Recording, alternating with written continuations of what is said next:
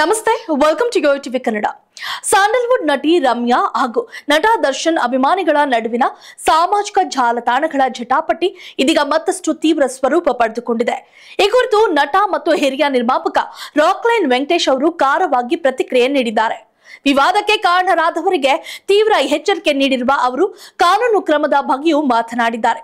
ಹಾಗಿದ್ರೆ ರಾಕ್ಲೈನ್ ವೆಂಕಟೇಶ್ ಅವರ ಹೇಳಿಕೆಗಳೇನು, ಅವರು ಈ ವಿವಾದಕ್ಕೆ ನೀಡಿರುವ ಪರಿಹಾರವೇನು, ಇದರ ಸಂಪೂರ್ಣ ವಿವರ ಇಲ್ಲಿದೆ ನೋಡಿ. ಹೌದು, ದರ್ಶನ್ ಹಾಗೂ ರಮ್ಯಾ ಅಭಿಮಾನಿಗಳ ನಡುವಿನ ಸಾಮಾಜಿಕ ಜಾಲತಾಣ ಜಗಳದ ಬಗ್ಗೆ ಕನ್ನಡ ಚಲನಚಿತ್ರ ವಾಣಿಜ್ಯ ಮಂಡಳಿಯ ಮಾಜಿ ಅಧ್ಯಕ್ಷ ಭಾಮಾ ಹರೀಶ್ ಅವರು ಕಲಾವಿದರ ಸಂಘಕ್ಕೆ ಮನವಿ ಸಲ್ಲಿಸಿದ ನಂತರ ರಾಕ್ಲೈನ್ ವೆಂಕಟೇಶ್ ಮಾತನಾಡಿದ್ದಾರೆ.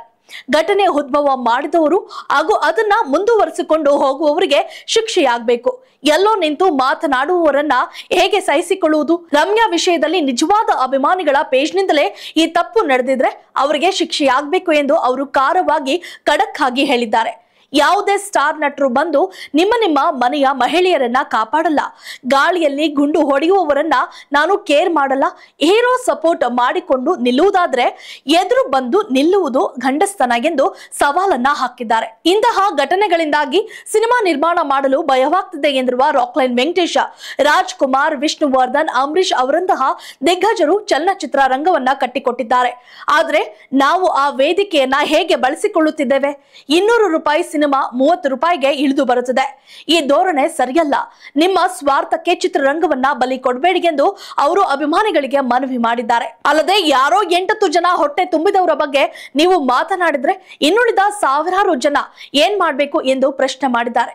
ಒಟ್ಟಿನಲ್ಲಿ ಇದನ್ನೆಲ್ಲ ಇಲ್ಲಿಗೆ ನಿಲ್ಲಿಸಿ ಸಂಬಂಧಪಟ್ಟ ಕಲಾವಿದರಾಗ್ಲಿ ಅಥವಾ ಇನ್ಯಾರೇ ಆಗಿರ್ಲಿ ಇಂತಹ ಸಂಗತಿಗಳನ್ನ ತಕ್ಷಣವೇ ನಿಲ್ಲಿಸಿ ಎಲ್ಲರೂ ಸೇರಿ ಸಿನಿಮಾ ಮಾಡುವ ಮನೋಭಾವ ಬರಬೇಕು. ನಾವು ಕ್ಯಾಮೆರಾ ಮುಂದೆ ಜನರಿಗೆ ಬುದ್ಧಿ ಹೇಳುವುದನ್ನ ರಿಯಲ್ ಲೈಫ್ ನಲ್ಲಿ ಫಾಲೋ ಮಾಡಿದ್ರೆ ಎಷ್ಟೋ ಚೆನ್ನಾಗಿರುತ್ತೆ ಎಂದು ಹೇಳಿದ್ದಾರೆ. ದರ್ಶನ್ ಆಗ್ಲಿ, ಸುದೀಪ್ ಆಗ್ಲಿ, ಯಾವುದೇ ಸೂಪರ್ ಸ್ಟಾರ್ ಆಗ್ಲಿ ಮುಂದೆ ಬಂದು ಅಭಿಮಾನಿಗಳಿಗೆ ತಿಳಿ ಹೇಳಬೇಕು ಎಂದು ಅವರು ಒತ್ತಾಯಿಸಿದ್ದಾರೆ. ತಾವು ಈ ಕುರಿತು ಸ್ಪಂದಿಸುವುದಾಗಿ ಮತ್ತು ಕಲಾವಿದರನ್ನೆಲ್ಲ ಕರೆದು ಸಭೆ ನಡೆಸುವುದಾಗಿ ಭರವಸೆ ನೀಡಿದ್ದಾರೆ. ಈ ಘಟನೆಯು ಚಿತ್ರರಂಗದ ಆಂತರಿಕ ಭಿನ್ನಾಭಿಪ್ರಾಯಗಳನ್ನ ಮತ್ತಷ್ಟು ಹೆಚ್ಚಿಸಿದ್ದು, ಇದಕ್ಕೆ ಶಾಶ್ವತ ಪರಿಹಾರ ಸಿಗುವುದೇ ಎಂಬುದನ್ನ ಕಾದು ನೋಡಬೇಕಿದೆ. If you like this video, ಬೇಗ ಲೈಕ್ ಮಾಡಿ, ಕಾಮೆಂಟ್ ಮಾಡಿ, ಶೇರ್ ಮಾಡಿ ಹಾಗೂ ಯೋಯೋ ಟಿವಿ ಕನ್ನಡವನ್ನು ಸಬ್ಸ್ಕ್ರೈಬ್ ಮಾಡಿ.